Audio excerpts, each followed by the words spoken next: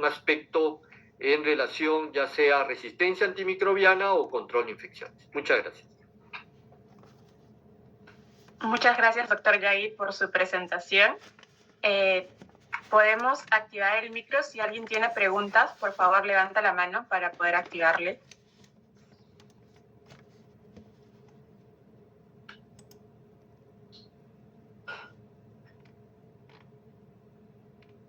¿Cómo obtener el software Junet? El software Junet es de libre acceso, ¿no? Es de acceso gratuito. Si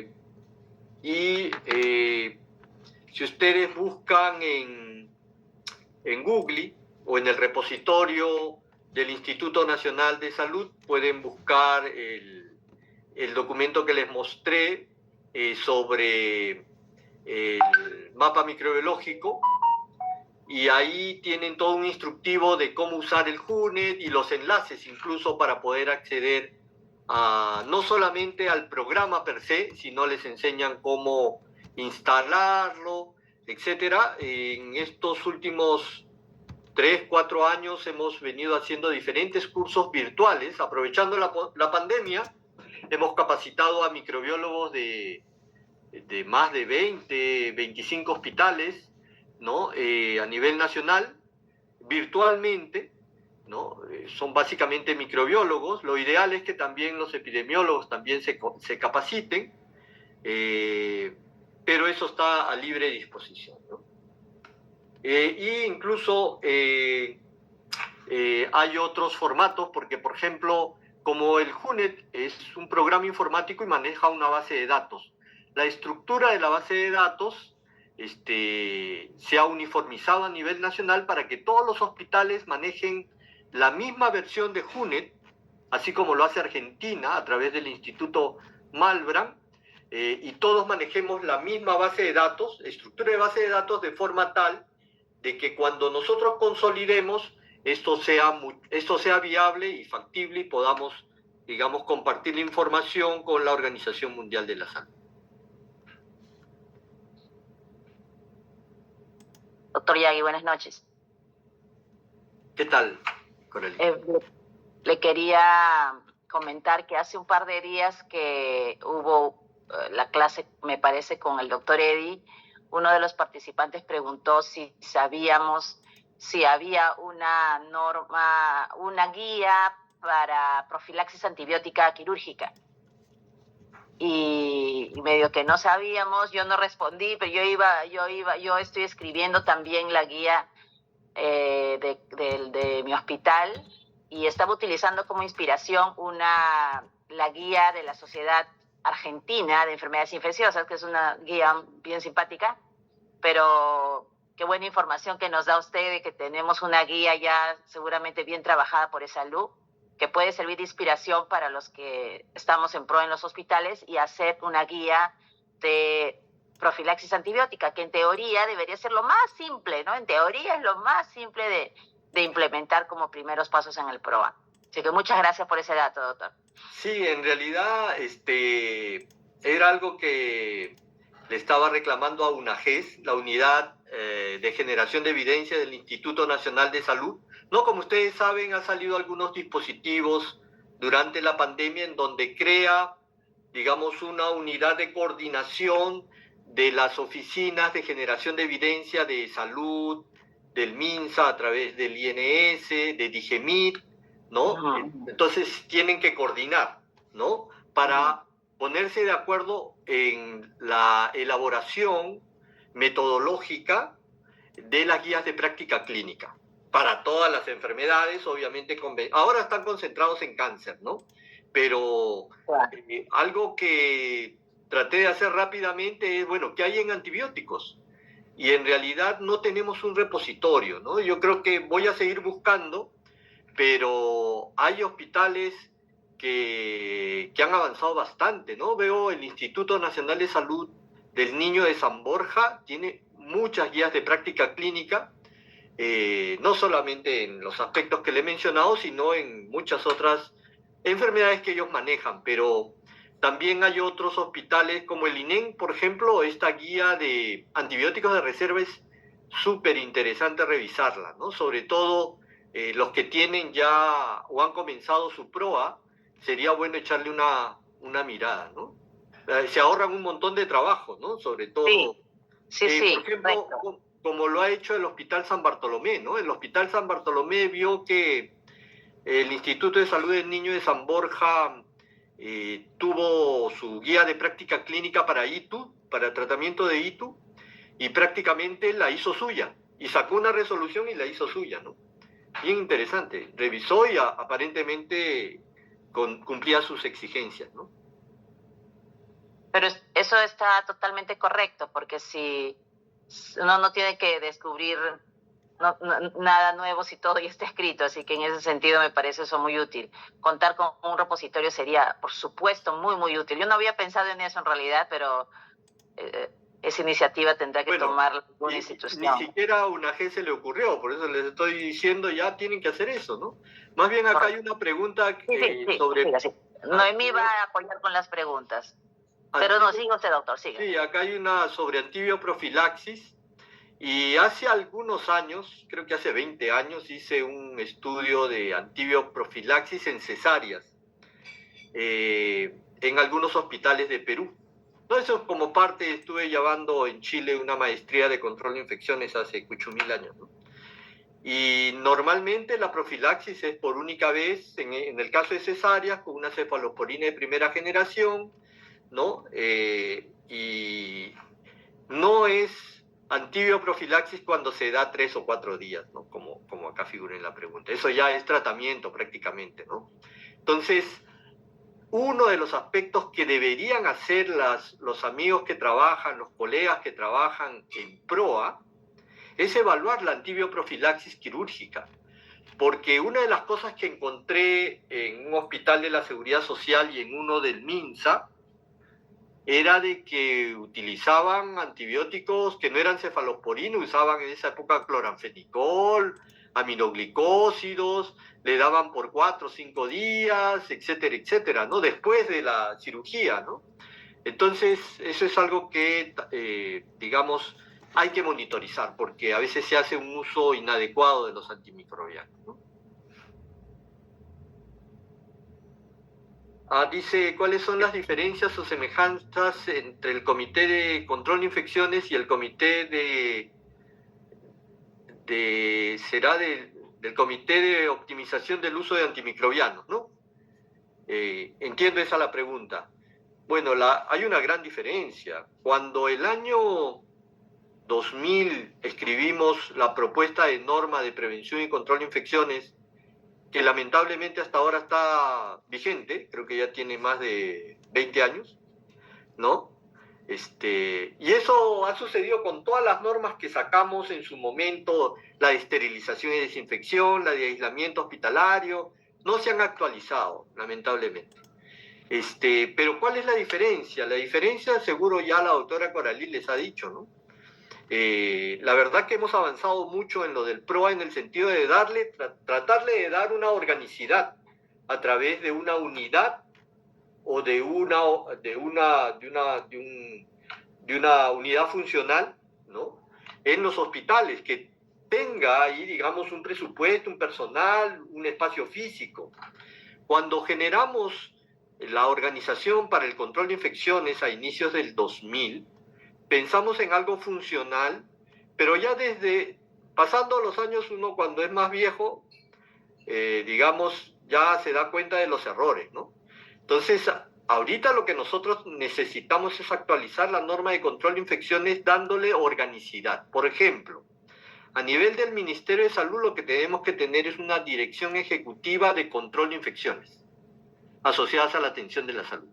Porque las IAS matan más que la TB, matan más que el SIDA hoy en día, ¿no? Y mata más incluso que el COVID, ¿no? Y eso que el COVID hasta de enero hasta esta fecha tenemos más de 2.000 muertos por COVID, que no es poco a nivel mundial. Entonces necesitamos esa organicidad. En otros países le llamarían Programa Nacional de Control de Infecciones, como tiene, por ejemplo, los amigos chilenos desde hace más de 20 años.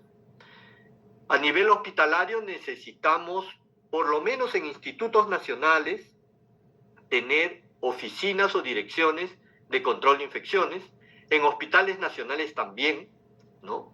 Necesitamos darle una organicidad para que no se quede en algo de una reunión de comités que en realidad a veces están muy huérfanos, ¿no? Y sujetos a los vaivenes políticos que también se dan en hospitales, ¿no?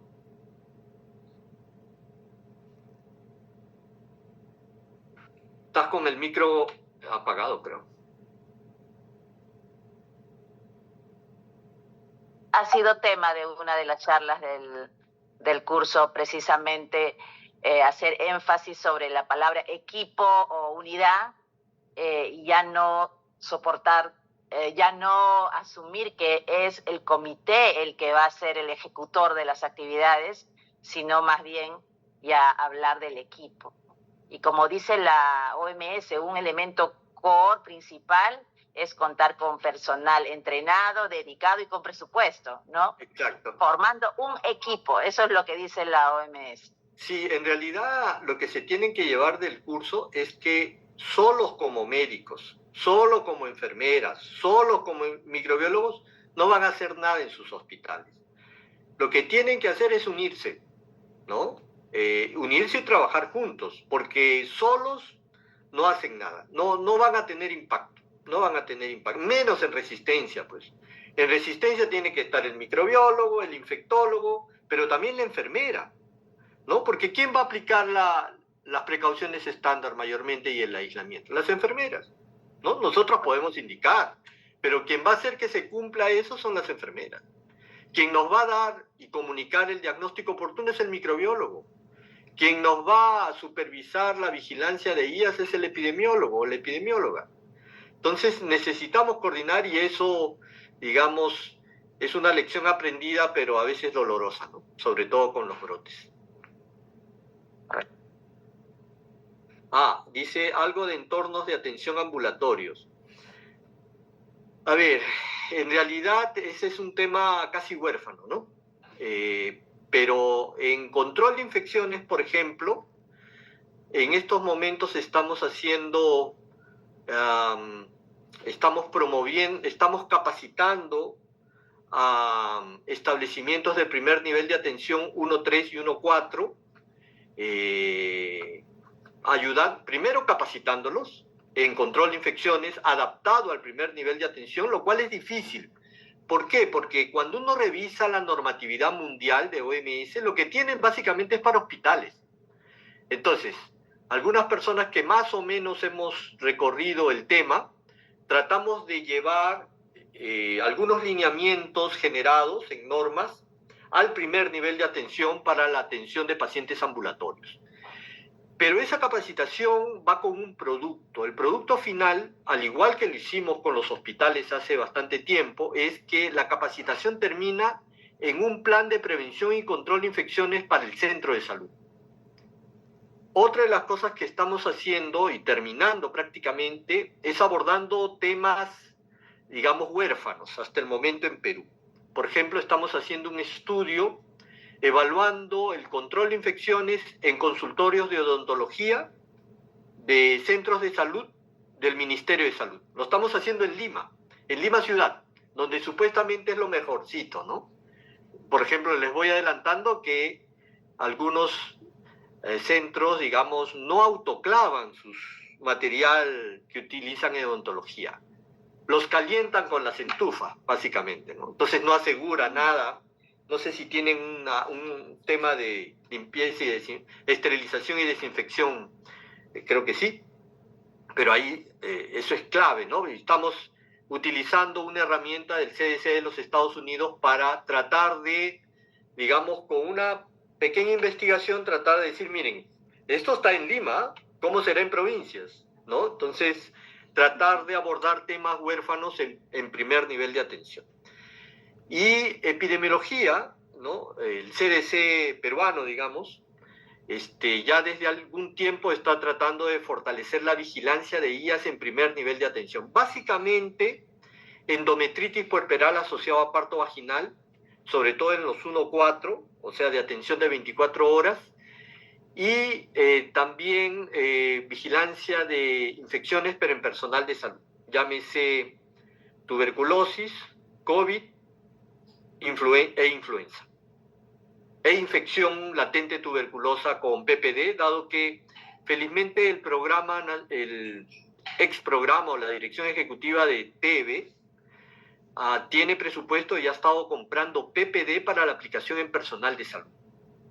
Entonces esto es súper importante que los hospitales, los centros de salud aprovechen para hacer la vigilancia de infección latente tuberculosa en sus establecimientos de salud, obviamente solo a los trabajadores que tienen un PPD negativo, ¿no? Ya los positivos, los que estamos positivos desde hace mucho tiempo, ya no, pues hay que esperar, no enfermarnos. Ya no cuenta. Exacto.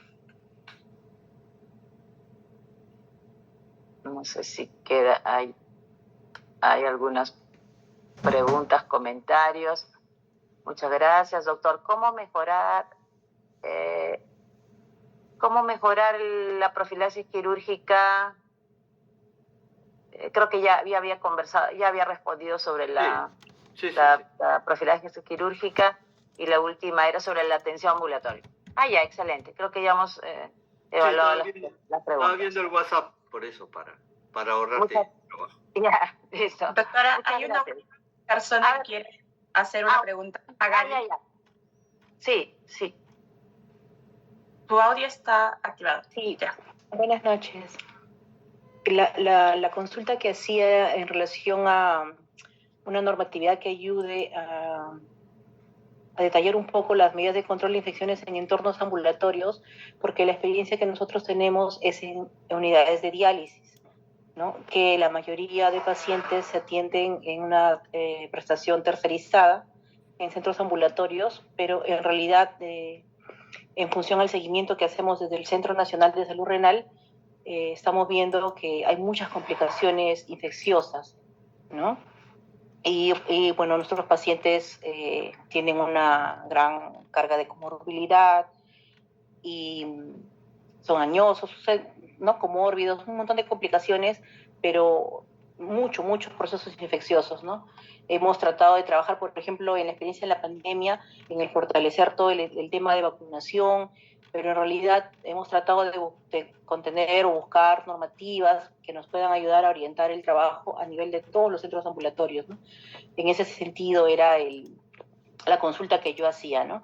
Sí, porque muy buena. Solamente el cambio se hizo en la normativa, se amplió la definición, ¿no? Que basta que haya el contacto entre un personal y un paciente para que haya esa opción de que ocurra una infección asociada a ese cuidado de la salud, ¿no? Entonces, cuando tratamos de ver, oye, pero ¿cuánto de recursos humanos dedicamos, ¿no? No se puede aplicar pues la norma de un hospital porque es por camas, y nuestros pacientes se están moviendo, ¿no?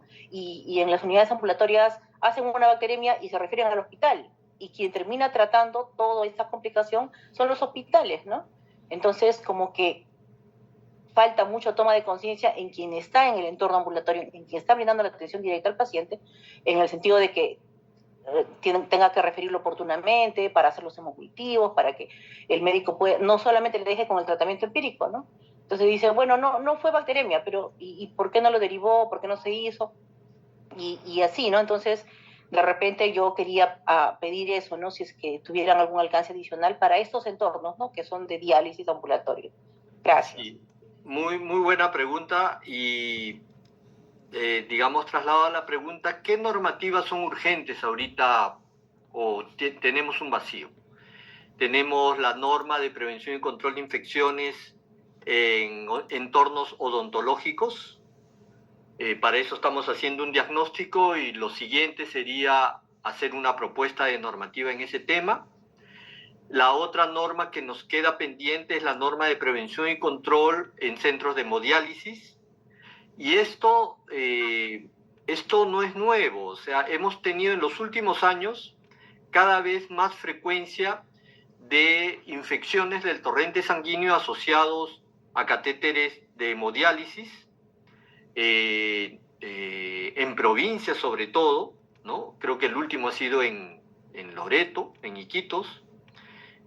Por eso es súper urgente. Ya el primer análisis de situación de salud de enfermedad renal crónica lo trabajamos con el doctor César Loza, no sé si sigue de presidente de la Sociedad de Nefrología, pero cuando estuve de director de epidemiología a nivel nacional, trabajamos junto con él, y creo que a través de la comisión multisectorial y del grupo 3, donde estamos con la doctora Coralí, con la doctora Fiorella, podríamos también invitarlo al doctor Loza, ¿no? Ya hemos trabajado con él el ASIS de enfermedad renal crónica, y yo creo que con la experticia en nefrología y con nuestro apoyo en control de infecciones, no vamos a inventar la pólvora, ¿no? Los chilenos ya tienen una norma en esto, los norteamericanos también, los europeos también, así que tenemos que adaptar a la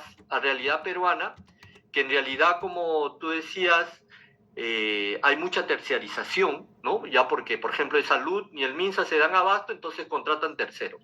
Esto se da mucho en provincias, y es por eso que los brotes en centros de hemodiálisis con infección del torrente sanguíneo se dan en instituciones privadas, pues, ¿no? Entonces, de ahí la urgencia.